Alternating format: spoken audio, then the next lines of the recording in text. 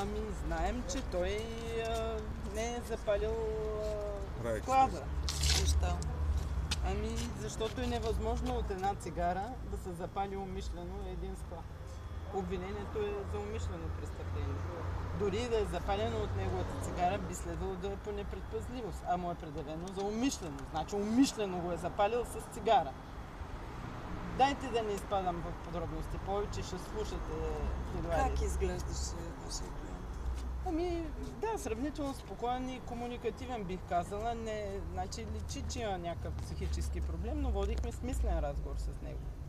Смятате ли, че той изпълнявал нечия поръчка? Не, в никакъв случай. В никакъв случай. А той какво ви разказа за началото на пожара? Защото е бил там? Да, каза, че е било почнало да гори от страната на Тотал Спорт. Има служител на Тотал Спорта, който го потвърждава. Че срещу входа на Тотал Спорта е горял. А то е, знаете, ако сте влезли там, има дворче и входа не от самата Екзарх Йосиф, а от вътрешния двор на Тотал Спорта. Как ще коментирате версията Коя? на прокуратурата, обвинението, че той е? Ще чуем какво ще каже прокурор, защото искането е бланкетно.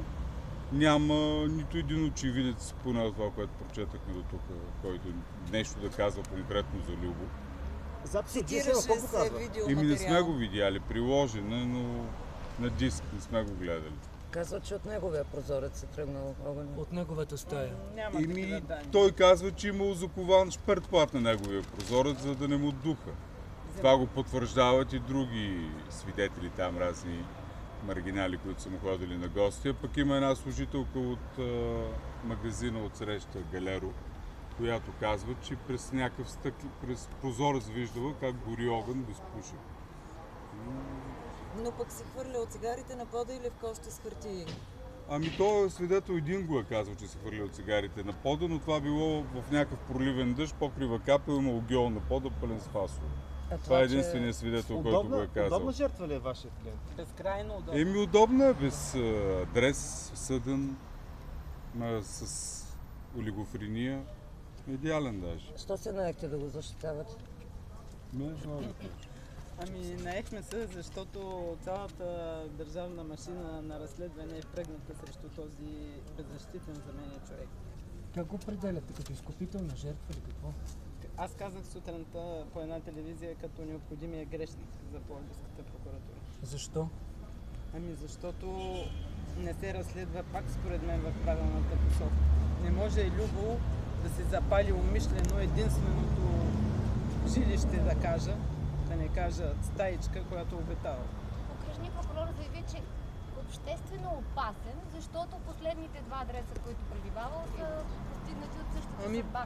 Поне до този момент, как сме прочели делото, защото още не сме го изчели цялото, няма такива данни. Тоест не са горели предните му... Разпитвани са свидетели. Може ли да не се вземе справка от пожарната, ако има такива пожари? Прокуратурата ще доказва с някакви свидетели за някакви къщи необитаеми, че били чули, че горяли. Извиняйте, но звучи сериозно. Прокуратурата не е адвокатурата, тя има целият ресурс да се извърши всички справки. Има богато криминално досие, това вярно ли? Поне ние не видяхме до тук, сега имаме още да четем, но има свидетели разпитвани в тая насока и основно за фасове, пепелник имал ли, заспивал ли бил с цигара с уста. Той какво ви казва за сериозни самия пожар? неща. Признал ли е вашия клиент, че има съпричастност? В нито един момент няма такова признание. Казва, че не бил отрекал. Не е признал въобще. Той само разказва какво е правил същия ден, когато е станал пожара. Въобще не е казвал... Служителката на караваната, където е помагал, казва, че необичайно рано е дошъл тази сутрин, защото обикновено отива след часа. Тази сутрин отишъл след 10:30. И когато минали първите пожарни около 3 часа, той бил на караваната.